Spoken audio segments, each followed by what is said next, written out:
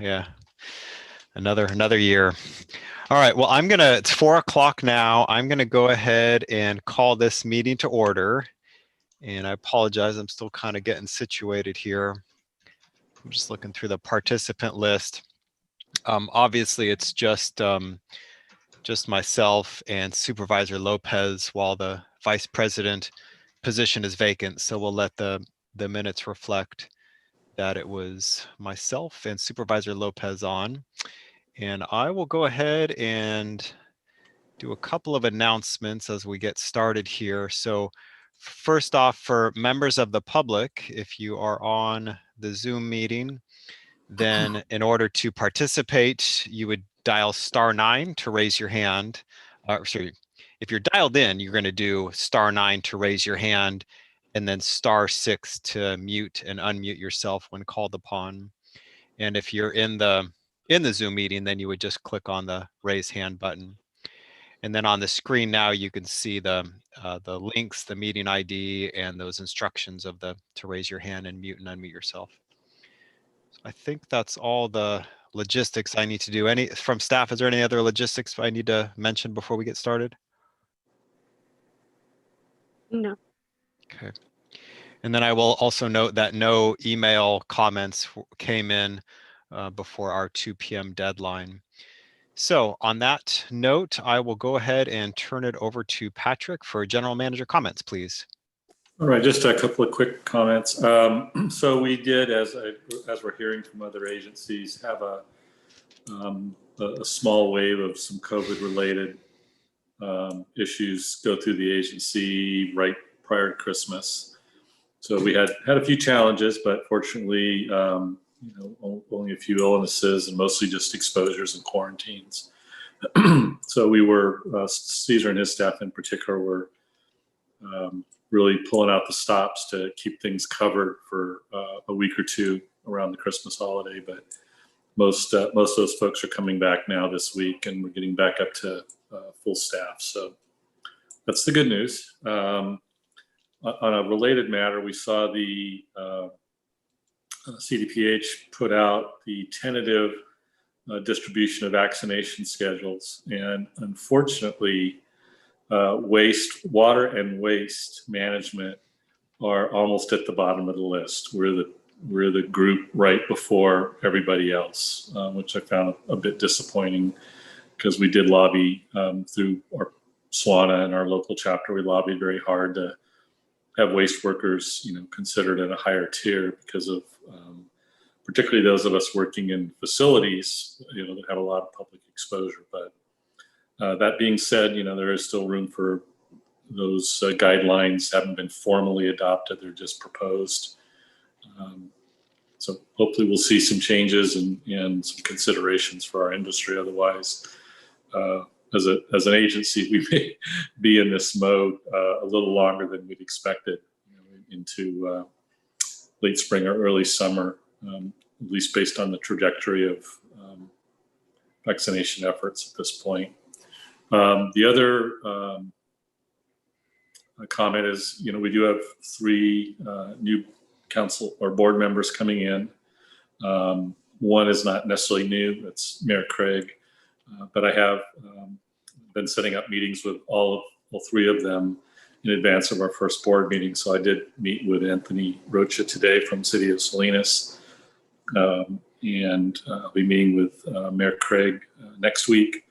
And we had a switch in Soledad. It was going to be Ana Vasquez, and they changed that up, and it'll now be the new council member from Salinas, Ben Jimenez. So we're working on trying to set up a meeting with him as well to give them a little orientation and bring them up to speed on current topics and projects under the authority. That concludes my comments. All right, thank you. Let's go to department manager comments. I'm going to start with Mandy. Do you got anything for us, Mandy? I don't have anything at this time. Thanks. Okay. Ray, how about you? You're going to hear me speak enough. I have nothing else. I have nothing to say at this time. That's what I figured. All right, Caesar?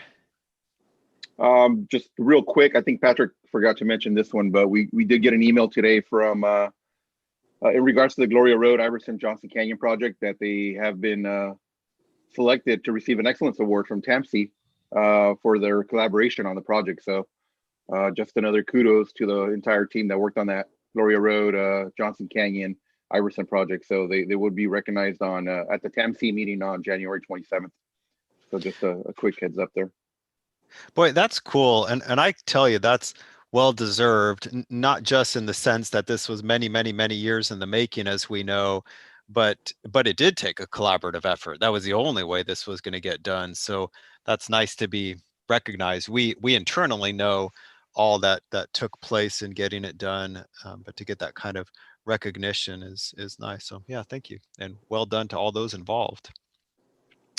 All right, Brian, got anything for us? I don't, not at this time. Okay. Feels like I missed someone. Did I miss anyone? Nope, that's everybody. Okay. All right, cool. Let's go to committee member comments. And actually, Chris, I'd like to ask you real quick, and I don't want to go down this rabbit hole very much, but do you know at the county level how much flexibility there is in vaccinations? And I'm going to preface it by saying my Rotary meeting yesterday, we got an update from Me Memorial, and the CEO, Rena Salamanca, gave some updates on the vaccination efforts at Me Memorial. And it seems like they have some flexibility, and without getting into too much specific, well, I'm going to skip the specifics. It's a rabbit hole.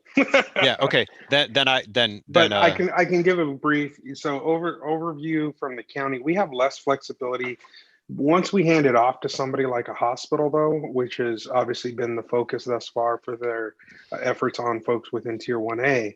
They can define, they work within the definition and interpretation. As Roy will know, you put 15 lawyers in a room and you'll get 15 interpretations of a policy. And so I know that each hospital has handled the vaccine and who is eligible to get it within that hospital quite differently.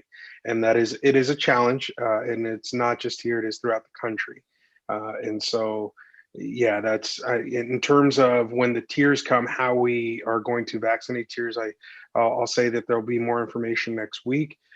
But in terms of, can we go from 1A to 1C? No, within the county, we can't make that determination in the form that the rules have currently been set up as. Got it. Okay. Thank you for that. Is there any other comments that you'd like to make on non-vaccination? Yeah, absolutely. I just want to say thank you to the entire team at Salinas Valley Solid Waste Authority on the customer serving side. I have been using the services at Johnson profusely over the last few weeks, everything from picking up some biomass to spread as mulch on my property, to dumping concrete, to dumping trash that was dumped on my property. And every single time, the staff at the front gate was wearing a mask, was being extremely professional, helpful, courteous, and even assisted me in paying a lower rate at one point, not to us, but I'll say to a vendor with some vouchers that they had on hand. Their advice was incredible. And I just want to say thank you to the entire team. I think through the holidays, as tough as they were, we kept a smile on our face and a professional demeanor with the public, and that was greatly appreciated from me as a customer. And so I just want to make sure the team knows that I am greatly appreciative of everything they put forward, knowing that this holiday season was a lot different for most of us, given the facts on the ground with COVID. But I want to just shout them out as being incredible servants to the public during these trying times, and know that they have my appreciation. And with that, I'll kick it back to you, Mr. President. Awesome. Thank you, Chris. We'll share those. So this is presumably, I'm assuming this is going to be my last exec board meeting in role as president. And I wanted to take a minute to give a general thank you to all of the authority staff that have made my job as president as easy as possible given the circumstances. But I want to give a very, very specific thank you to Erica. And boy, Erica, I don't know if I can truly find the words to thank you and show the appreciation that you deserve. Let's take today as an example. I got an email at 12:39 and then at 2:31, as others of us received those emails with logistics and keeping me in line. And I just so much appreciate it. And my day, just like Chris's, just like many of our days, we're running from one task to another, and we're busy as all get out. And so for me to get those emails, and that has very specific, here's what I need to do. The emails are well organized. They're exactly the information I need. I don't know if I've ever read an email and go, well, what is she talking about, or anything like that. I just very, very sincere thank you, Erica. And at some point in time, when we can see each other in person, and if we're allowed to give hugs or handshakes or whatever, I'll do so. But for now, take a verbal thank you and my deep appreciation. You're very welcome, Rob. All right, and that's my only comment right now. I will move on to public comments. If there is a member of the public, if you are on the Zoom call, you can click the raise hand button. If you're on the phone, you can dial, I forgot my cheat sheet. Geez, thanks to Erica, I can now grab it and say, if you're on the phone, press *9. So I do not see anyone indicating that they would like to speak under public comment unless I missed something. Oh, I did miss something. We do. Grant. So if we allow him to speak. Great.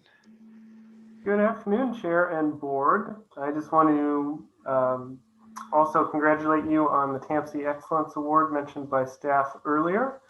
I used to work for TAMC. It's a great award program, and I'm happy to see you applied for it, and we'll be receiving it at the end of the month. That meeting is a public meeting. It is televised on Zoom. So go ahead and look that up, or have your admin staff send out the link so you can participate in it. It's a fun little ceremony, and really happy to see the agency getting recognized. Thanks. Thank you, Grant. And yeah, that would be nice if that information could be sent out to all the board members who may want to listen in. Okay, so let's go on to the consideration items. We'll start with the minutes of the December 3rd meeting. Chris, was there any changes that you needed to make on those? I'm good with them. Okay, and public comment, raise your hand or dial *9. And seeing none, I'll bring it back to you, Chris, for action. And move approval. I'll second, and we'll have the minutes reflect that both board members voted yes. That is approved, and we will go to item number 2, the November 2020. Oh, you flipped too soon. Whatever. The November 2020. What is it? Claims and financial reports. Yes. All right. Our revenues are running a little ahead of budget. Solid waste tipping fees are practically flat year over year, which is actually really good. We're about $60,000 ahead of where we were at the end of November. Diversion materials are up $450,000, but that revenue costs money, so we'll be addressing that in the next item. Most of that is organics program, which is once we started the new organics program, the tonnages have increased dramatically. Overall, we're about 450,000 revenue year over year, which is good. So we will need to make some adjustments, but we will be in line to make our revenue budget. For the expenditures, everything's in line. Like I mentioned, we'll need to make an organics adjustment. Can I get the next page? And then just to kind of point out a correction, the report didn't pick up the closure set aside and cell construction set aside, as well as Johnson Canyon ECS. Our expenditures are still in line year over year. We are going to be requesting an increase in the tonnage, so some of these budgets are going to go up, but we're still in good shape. We're only Actually, we've only spent about $100,000 more year over year. So we've been keeping an eye on the budget and just trying to be as conservative as possible at the beginning of the year in order to make sure that we're in good shape by the end of the year. Unless there's any questions, like I mentioned, I will be correcting the report for the board meeting, but everything is in line. Okay, Chris, any questions on your side? No questions. Just want to say you're welcome for bringing you all that extra business this month. And keep us alive. No. We appreciate the report, revenue. Thanks, Ray. So Ray, given your comment about, you were saying it didn't pick up, the numbers on this are a little bit different than our agenda packet. So which one is, I guess, closer to reality, I guess maybe is the way to ask it. Well, this is the right report. The one in the agenda packet didn't pick up so the one in the agenda packet, and I noticed it when I was preparing for the meeting this morning and kind of doing my, comparisons that I provide to you. The one in the agenda didn't pick up a couple of departments. The one on the screen is correct, and we will provide this corrected one to the board. I got you. Okay, now I understand. So it is and what's missing is the Johnson Canyon ECS, which, we're 36% spent for the year, well within where we should be. And then the closure and sale construction set aside are not in the one in the packet. So we're about 50% to budget at November.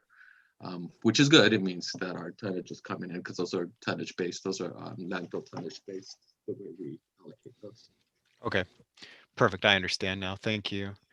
All right, if there's any public comment on this item, click the raise hand button, or if you're on the phone, dial *9.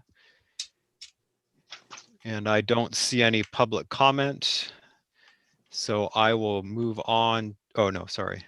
Now we need to, take action. The action is forward to the board and recommend approval. Can I get that in a form of a motion?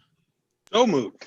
All right, and I will second, and we are both in favor. So motion carries. We'll go down to item number 3, which is a resolution approving an adjustment to the operating budget for fiscal year 2020-2021. I guess we get to hear from Ray again and again. Yeah, you get to hear from me. This is the month of Ray. Okay, so we have a slew of revenue adjustments. As I just mentioned, solid waste tonnage is running flat year over year, which allows us some bandwidth. So we're looking to increase solid waste tonnage projections from 200 to 210. We're running depending on what month or where we look, we've been running a little over between 215 and 220,000. So we still have a little wiggle room in case tonnage does drop, but we're getting close to that peak point. But that increase in projection is an additional 685,000 in revenue. As I mentioned, organics tonnage is trending ahead. And once again, depending on where we look, we're between 45,000 and 50,000. So I want to increase it all the way to the 50,000, just to be safe on the expenditure side. That's an additional 582,700. Bunch of other minor adjustments or additional 43,200. However, we do have some revenue items we need to decrease. The board chose to defer rate increases in April. So that did create a $315,300 shortfall. Sales of material just disappeared. So we're about half of our budget. So I need to decrease that budget by 180,000. And investment earnings have dropped dramatically. So I need to reduce that budget by 250,000. So the net revenue adjustments are $565,600. Next slide. So expenditure adjustments, more organics, while the revenue is nice and most of that goes to our processing vendors. So I need to increase the expenditure budget by 144,300 and increase set aside for increased tonnage. So that's the new cell and the closure set asides that we do based on tonnage are an additional 66,000. So the increase of the operating budget is 510,300. And then I have a couple of CIPs we need to adjust. The Johnson Canyon roadway improvements. That project is done, but reviewing the budget, it's short about $5,300 to what we committed for the project. So I need to increase that budget slightly. And then the Johnson Canyon landfill gas system improvements. We had a joint inspection by, and I need to look at my notes, so I apologize for not looking at the camera, but the California Air Resources Board and the Monterey Bay Air Resources Board did a joint inspection and found elevated emission levels. So we had to contract some of that work out in order to get those systems corrected and back in line. And we're not quite done with the work. We do set aside money for this annually, but in order to get the work we need done this year, we need an additional $50,000. And I will backtrack because I actually led to a different conversation this morning as we were reviewing these numbers, but the total expenditure budget increases are 565,600. Go to the next slide, please. And everything obviously adds up. Increasing revenues to offset the operating budget increase and the CIP budget increase. So the net change of fund balance is zero. The additional revenues fund the additional expenditures. However, and I don't have a slide for this, I'm sorry, we was kind of adding up the numbers and didn't get them in time to add to the slide. Just in conversation, the CIP budget increase and other CIPs that were behind led us to the realization that we need at least one more solid waste tech, which we would like to request as part of the mid-year budget adjustment. Solid waste tech salary, depending on what step and range they get higher, salary and benefits is between 130 and 160,000.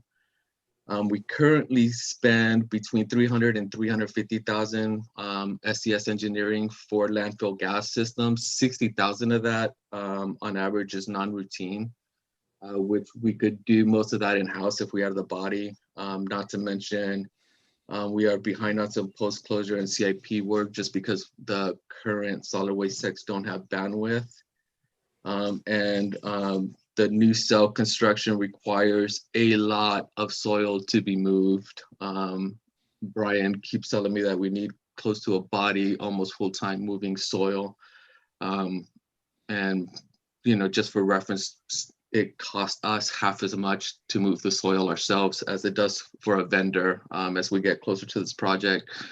And we need to be almost constantly moving soil for the next 3-4 years for the next cell and for the 5 years beyond that. And then we're still working on it being approved, but this body would also help with CQA work for rolling closure that we want to implement. The budget for this position comes from CIP and post-closure, so none of that's in operating budget, and the funds are already there to fund this position. Some of that from savings and other from just work that just needs to be done. And with that, if there are any questions or you need more information, I'd be happy to try to provide it. Ray, on that sales of materials, then, I mean, we know obviously the last couple of years why that amount has gone down and why that's changed. This additional adjustment, is it just the continued downturn of the ability to sell materials? Is it spot prices on commodities? It is. And part of that is in when I wrote the budget for this year, it looked like the material sales were coming back, so I increased the budget. And it turned out that I misread that line item. So I kind of had to roll back those increases. We're trending about half of where the budget is going to be. Okay. But yeah, it is the commodity dropping, and you know, like partly my fault because I misread where those were going, and it looked like they were coming back, and they didn't. Gotcha. Fair enough. Yeah. And then I'm envisioning when you're talking about moving the dirt, can we just like set up a giant wind turbine and then we can just dump a pile of dirt? We're creating energy and then it's going to blow the dirt into the, I probably wouldn't work with it. Well, it's a giant machine. So basically we have to dig the hole the garbage goes in. And really the challenge is what we're gonna do with the dirt, because that site has more. Well, I'll talk about it more during the budget items, but that site has more dirt than we can use. So, and you guys will hear more about this going forward in the next couple of months, but one of the solutions that Brian and his consultant have come up with is that we actually complete the final elevations on some of the earlier landfill cells. We do the final list, actually take them to final elevation, and we actually begin using this soil as the cover. In other words, we actually start closing the landfill. As Ray said, we call that rolling closure. In the long run, that saves us money, but the bigger issue is it allows us to get rid of a lot of the soil instead of having to figure out where we're going to store it temporarily, because we're ultimately going to need almost all of it to close the landfill over the long term. We're just sort of running out of space to stockpile. So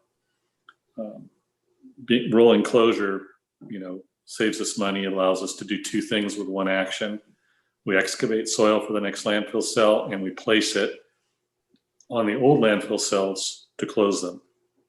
And so it's a very efficient way to do things, but it does take more time, energy, and staffing to be able to do that, but it solves some big problems.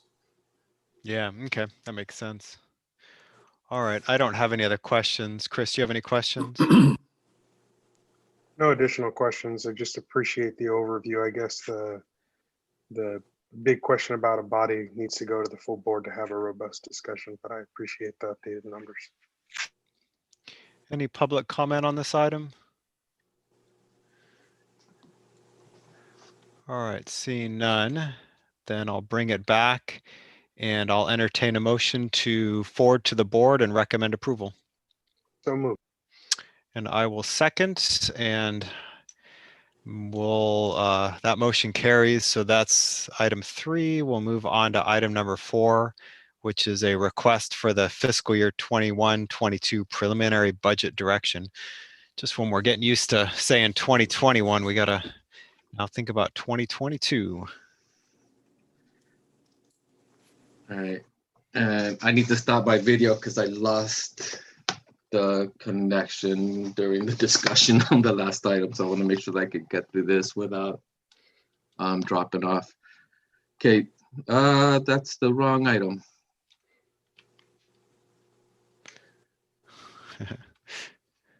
That's the one I just finished.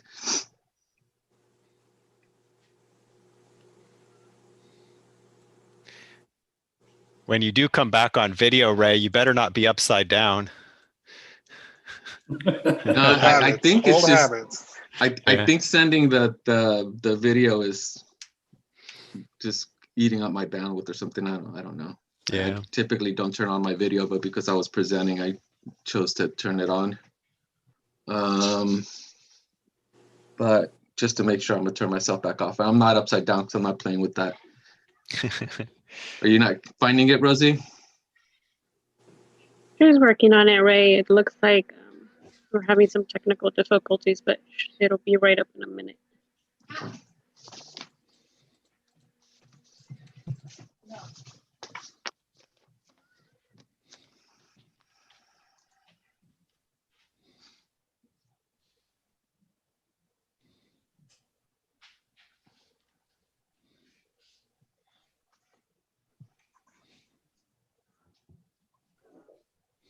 There we go.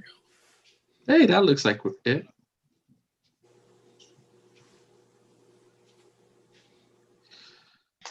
All right. So the big one, and I apologize because the first round is never brief. So there's a lot of information, but I'll try to go fast enough that it doesn't take forever and slow enough that it all makes sense. So for this year, our budget adjustments are obviously the increased organics program, which was approved in September 2017.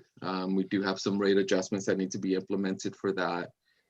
Implementation of some of the SB 1383 requirements. The budget assumptions do have equalizations of organics rates for all member agencies. And I'll talk about that when we get to those line items. The full implementation of the organic C&D sort line that was approved in the current year budget. And there are no other program changes at this time. Next slide. Just to kind of recap, the mid-year budget adjustments are rolled into the current budget. So organics processing increased by 444,000, and the set asides are 66,000. So that 510 is included in the current in the proposed budget. Next slide. Okay, so we are talking, before I get into the detail, we are talking about a balanced budget as we're proposing. Operating revenues are just shy of 23.3 million. And CIP and operating budgets are just shy of 23.3 million. So roughly the $7,000 balance for reserve, which is in the current budget. So the increased revenues and the increased expenditures all tie out. Okay, so payroll budget increases. The scheduled COLA increases that are in the MOU for 61 employees is 170,000. Scheduled merit increases are 92,000.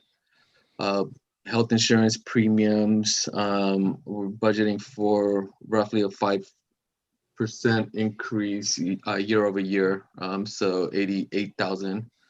And then all other benefits and taxes net out to a decrease of 17,000. So the total payroll increases are 333,000.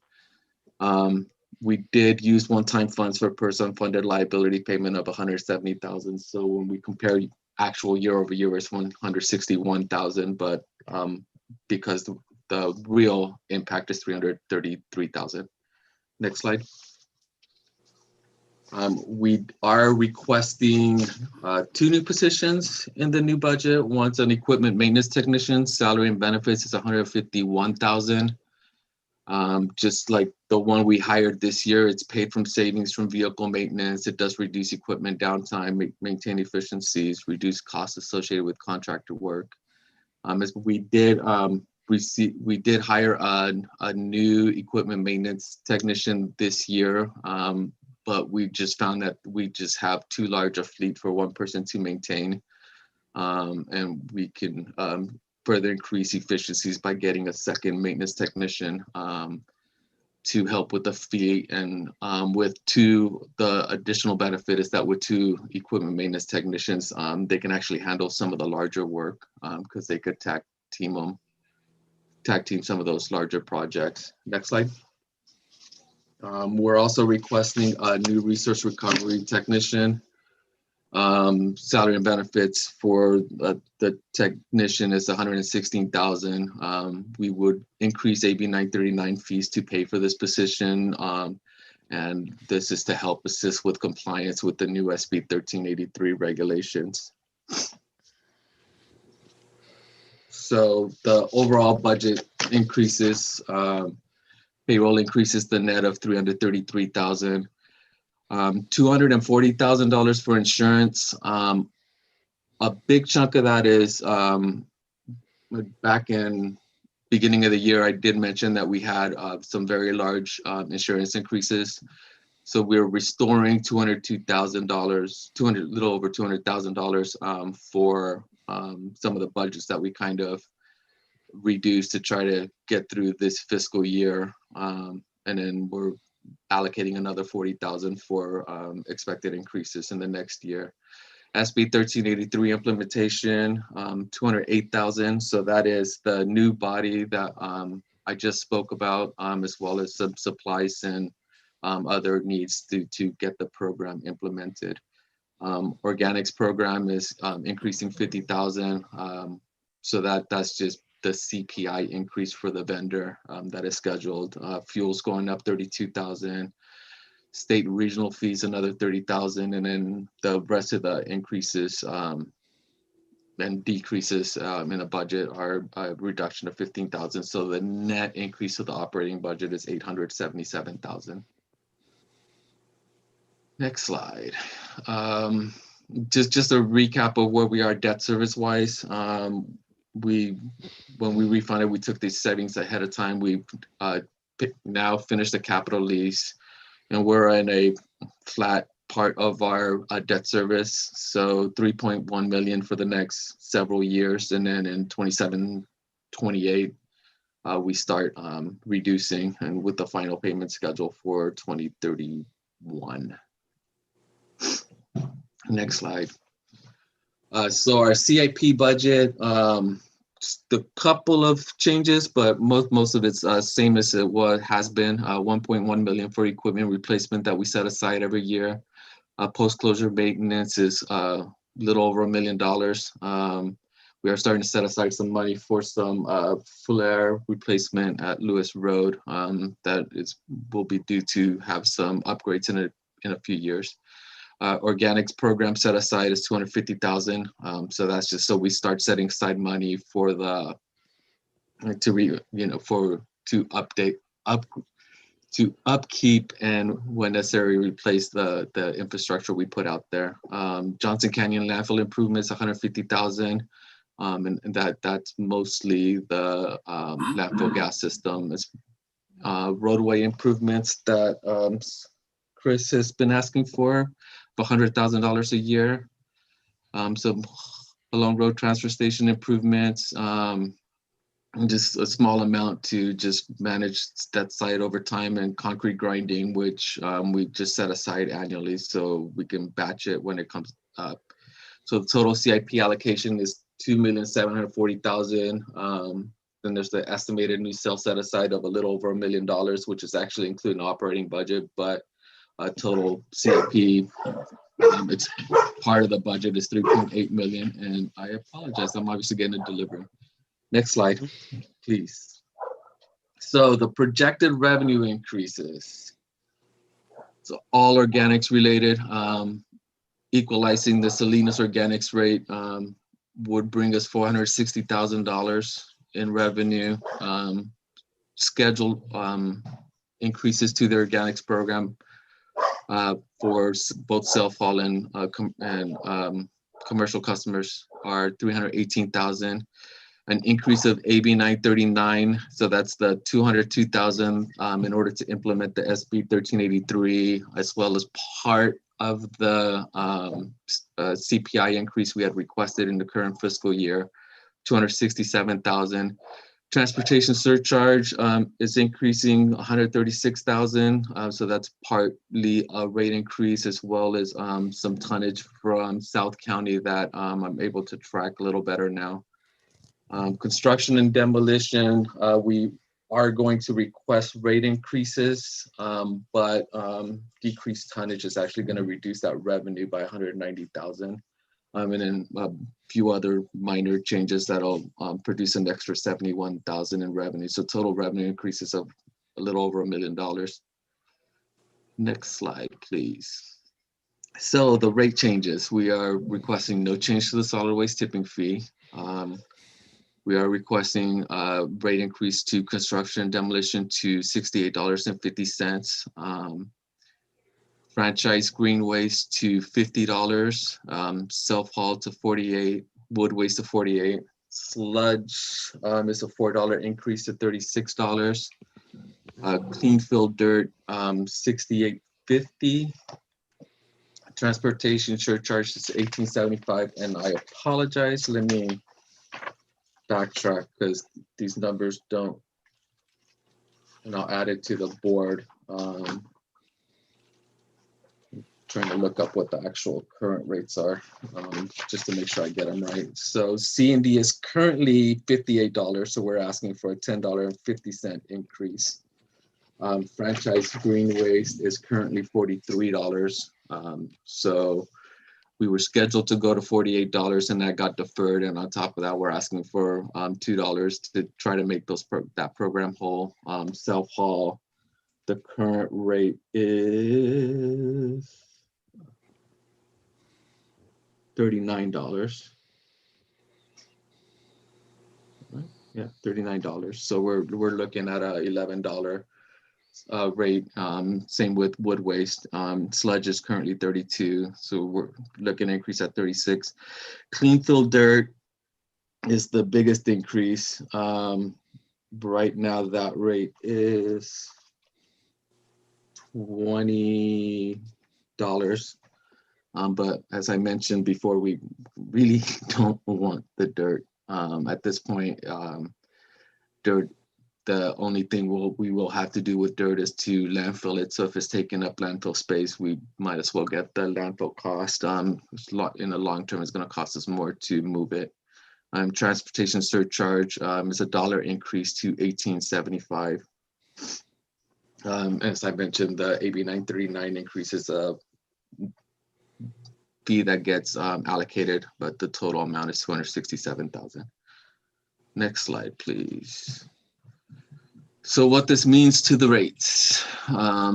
These are estimates, but the equalization Before of I forget, can I jump in and ask for change to the presentation for where it ends up next time with the board? Go for it. That last slide. I need to put the actual changes in there, but did you want to do and a percentage? And a percentage. Yeah. Okay. Yeah. That's all. Thank you. You beat me to it. I was going to ask that same thing. Well, I was planning to change it just because if the number's not in my brain, it's easier if it's on the slide. But I will. Okay. Yes, I will make that change. So what this means to the rates, so equalizing the Salinas Organics rates would require pass-through, and these are estimates, as I don't know how Republic would handle these increases, and we don't manage that contract. So that'd be 40 cents for organics.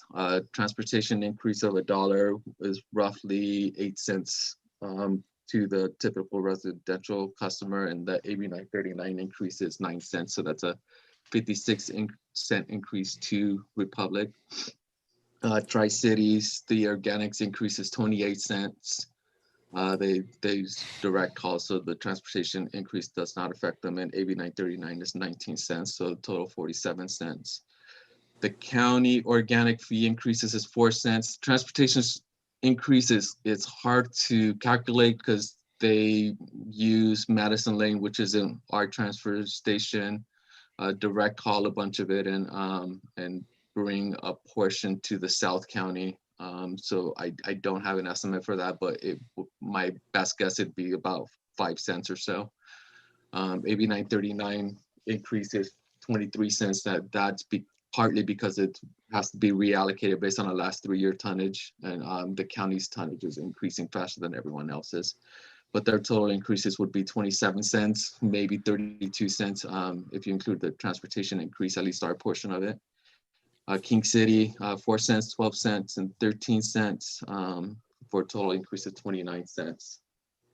So for the commercial customers, the 1 yard customers, rather than going through every single line item, we're looking at between $1.12 and $1.88 increase depending on the jurisdiction. And for the 3 yard customer, which is the typical customer for Salinas, next slide, we're looking between a $3 and a $5.60 increase.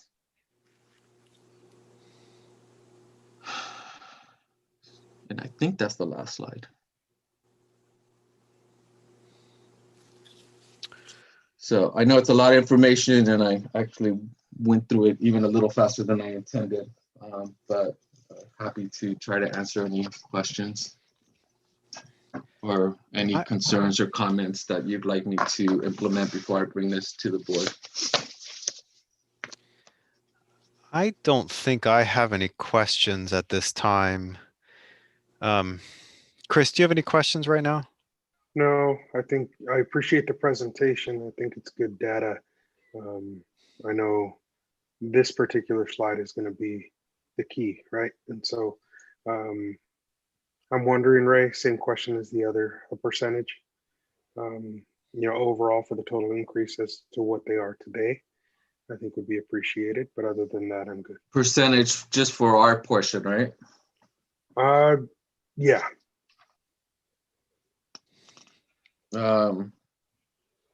Yeah, okay. Let me. I'll add a percentage. I mean, but maybe I'll add the total rate or something, just so you can see what we're talking about, because it does give a little better picture. Yeah, and I was thinking kind of along the same lines as Chris of as I see these presentations at exec board, I usually think about it in terms of what do we need to add for the full board. So having those year-over-year comparisons and those percentages would both be useful. And I know obviously there'll be questions at the full board, but I don't have any questions right now. So let's go Actually, to. Can I just add one more thing, just because I think I kind of skimmed over it. Can we go back a couple of slides? Go to these rate increases.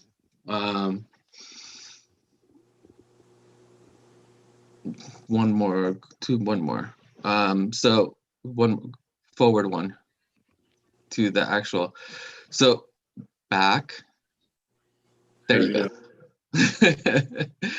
So just wanted to point out, as you can see, most of these rate increases are green waste, C&D. They're all recycling program increases, and the reason for that is that these programs kind of reduce our solid waste tonnage, which is what we used to pay for post-closure and CAP and a bunch of other things. So these rate increases are needed just to, at the minimum, make these programs pay for themselves. So it is helpful to have, these are great recycling programs, but we need them to pay for themselves, especially as they're intended to reduce what the solid waste tonnage, which is what we need to pay for debt service and post-closure and all the other programs that are required.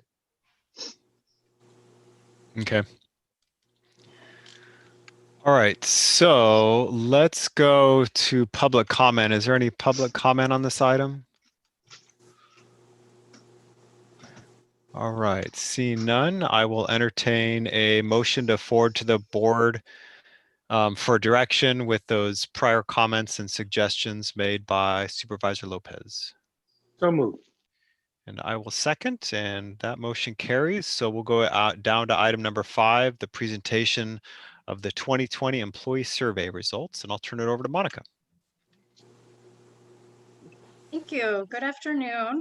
My name is Monica Ambris. I'm the Human Resources Supervisor for Salinas Valley Solid Waste Authority.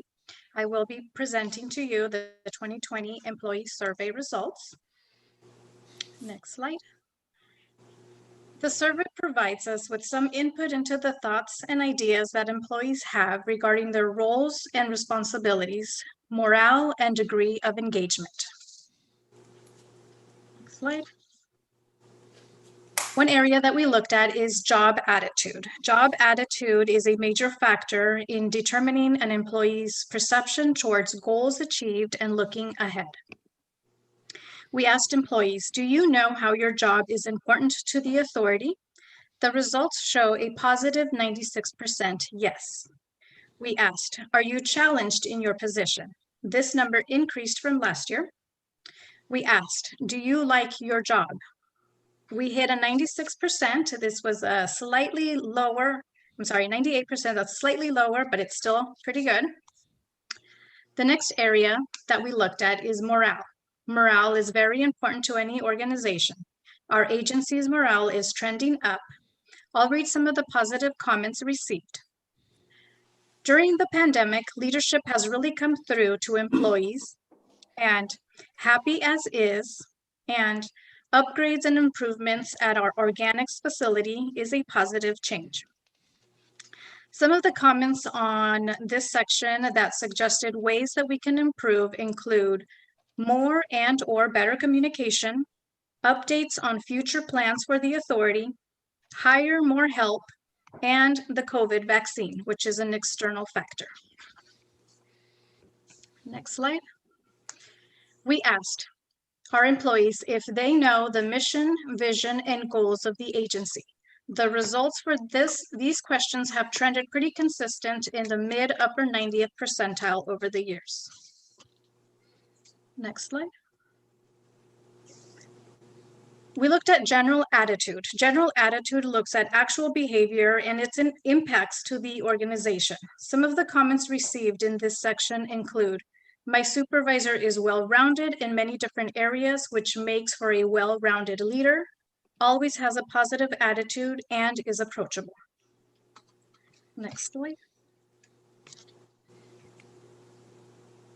We looked at engagement. Engagement measures how invested an employee is and their perception of the work environment. Some of the comments received in this section include, upper management works with us to understand and gives us the tools we need to be efficient and successful. The ever-changing environment requires us to improve and continue to learn on a daily basis. The agency provides crucial services for residential and commercial customers and provides an outlet for e-waste and HHW. Next slide. Although all the comments received in the survey are important, I will share with you some trended responses. This year, I used word art to illustrate employees' comments. If a word or comment appears multiple times throughout the survey, the word is larger and bolder. Next slide. Here we see the results for when we asked, what is the worst thing about your job?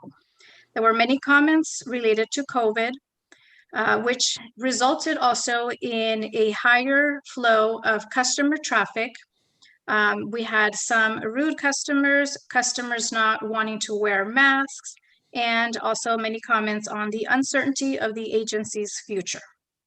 Some of the comments received on how we can improve communication included, employees miss having regular staff meetings, which has drastically changed during the pandemic, and also communication on radios for operations staff can improve. Next slide. Employees said that the best thing about their job is working with their coworkers, the employee benefits, working for a better environment, flexible work schedule, always learning new tasks, and working with the community. Next slide.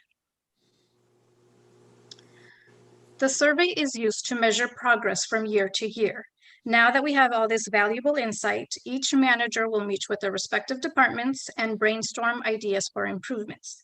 Management will review those proposed initiatives for improvement and discuss what can be implemented. We'll continue to uphold our positives and work on ways to improve our challenges.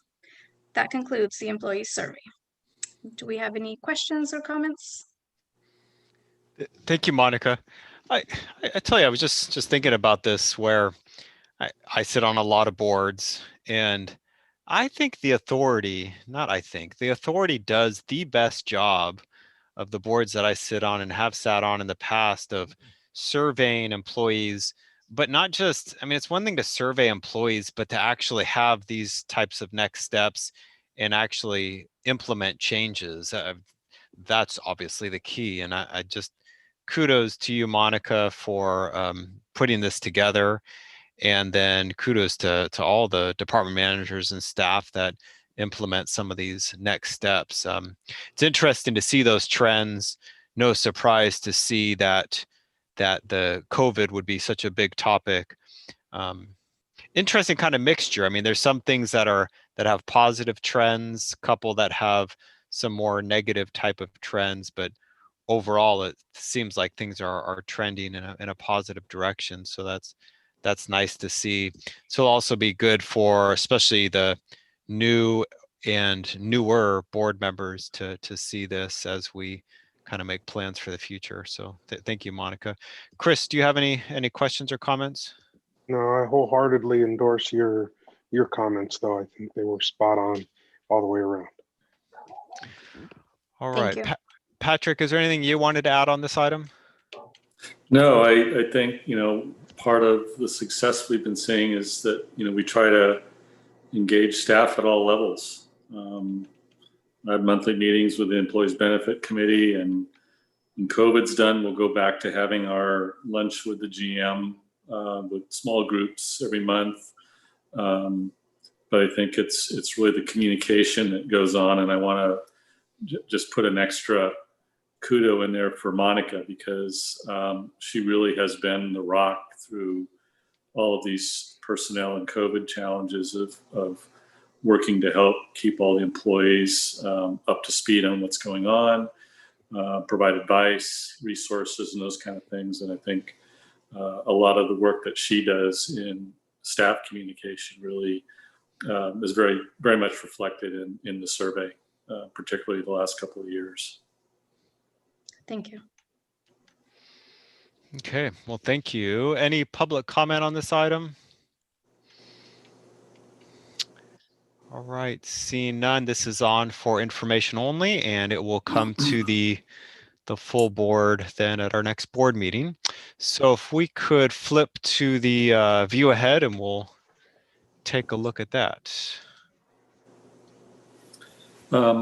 So obviously you've seen the bulk of the big items coming for next month. We have a lot of our standard consent items, reports and things that come at the beginning of the year. We will be bringing back the advisory committee bylaws for formal board adoption. I want to thank Roy for helping us put those together and review them, and so that'll be a great step forward. I think that's really it. I think the other big items, obviously, that we're still working on is trying to move forward with City of Salinas, and we'll talk a little bit about that in closed session, and hopefully we'll have some positive things to discuss with the full board in January.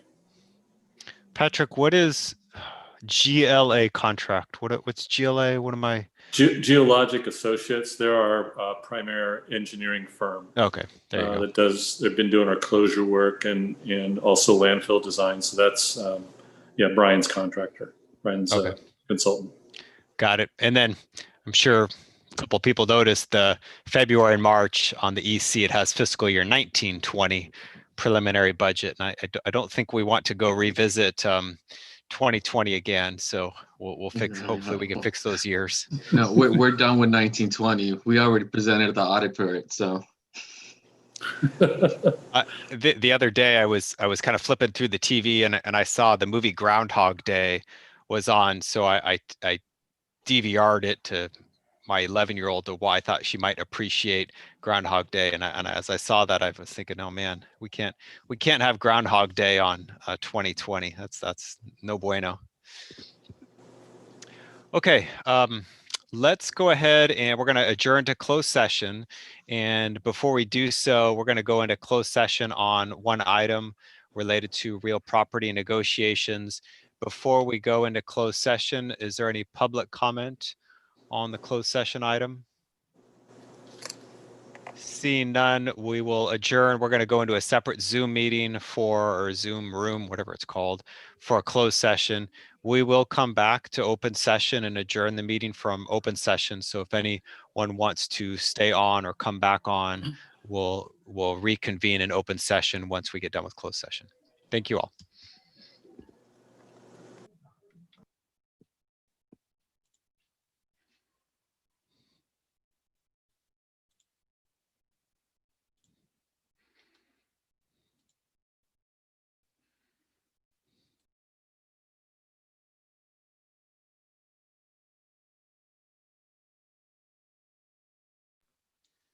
Erica, did I need to leave this meeting or were you gonna put me in a breakout room?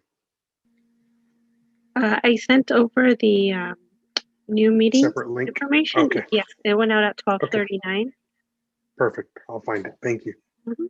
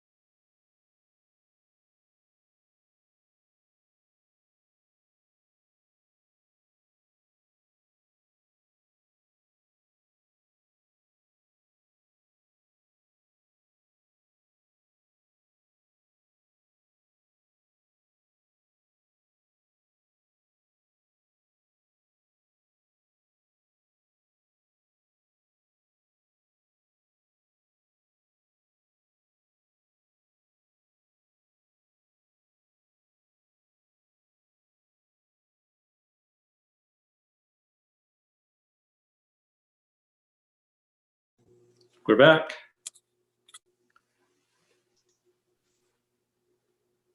You know, these links you send out, Erica, are awesome. They make it so much easier. All right, I am Yeah. back and Chris is back. And we are coming into open session to report no reportable action in closed session. So at this point in time, that is the end of our business. We will stand adjourned at 5:34. Happy New Year again, and you all take care, and I'll see you on Zoom in 2 weeks. All right. Thank you, everybody. Stay healthy. Thank you. Thanks, everybody. Stay Bye. Good night. Good night.